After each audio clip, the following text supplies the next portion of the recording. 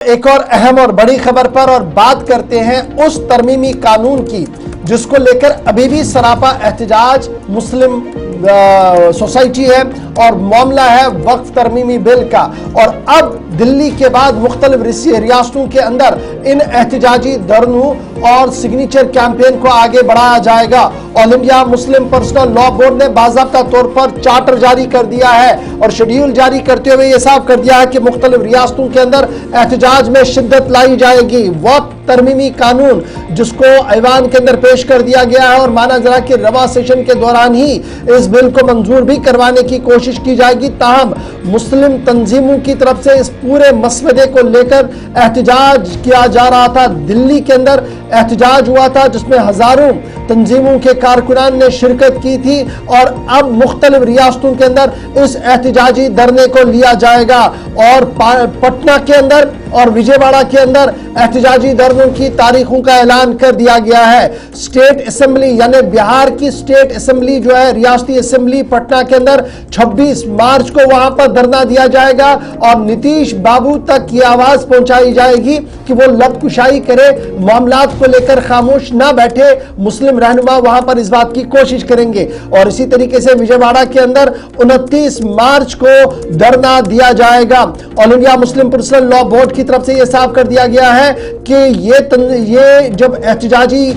Chart बनाया गया है, कैलेंडर बनाया गया है, तो ये सिर्फ all India Muslim personal law board नहीं है बल्कि दर्जनों वो मुसलमान तंजीमें हैं जो मुल्क भर के अंदर काम कर रही है। न सिर्फ मुस्लिम माइनॉरिटी ग्रुप्स हैं बल्कि हिज़्ब इख्तिलाफ के अहम तरीन लीडर्स ने भी अपना रोल निभाना शुरू कर दिया है। All India Muslim personal law board के तर्जुमान के मुताबिक जनता दल यूनाइटेड,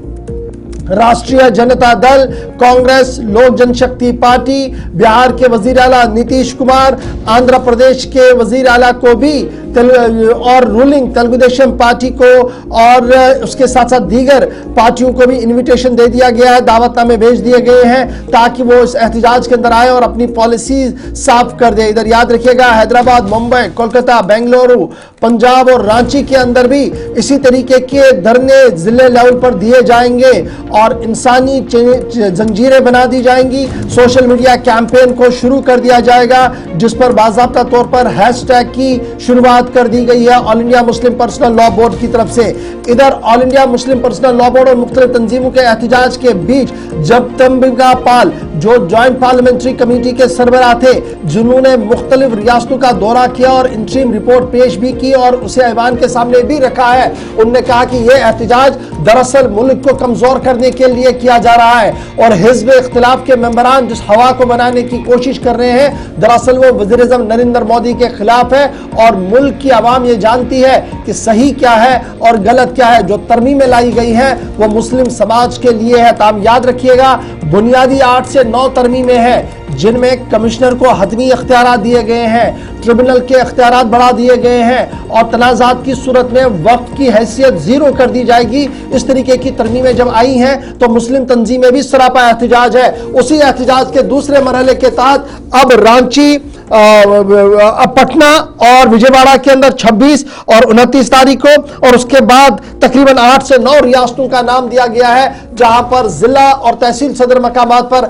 पुरअमन एहतजाजी मुजाहिरे किए जाएंगे। ये बात वक्फ तरमीमी कानून को लेकर है जहां पर अब एक और महाज खुल चुका है। यानी पहले जंतर मंतर के पास ये सारा एहतजाज हुआ था और अब रियासतों के आसपास एहतजाज होगा। नीतीश पर सबसे ज्यादा दबाव इस वक्त है बिहार के अंदर और उसके साथ साथ टीडीपी और आंध्रा के अंदर भी इस सिलसिले में दबाव बनाने की कोशिश की जा रही है ताकि जब मसवदे कानून पर पास करने की बात हो तो ये दोनों जमातें एक हिकमत अमली तरतीब देकर इसको रोकने में अपना रोल निभाए। फिलहाल मुस्लिम तंजीमों की तरफ से धरने प्रदर्शन का और ह्यूमन चेन का बाज़ाब्ता तौर पर ऐलान कर दिया है।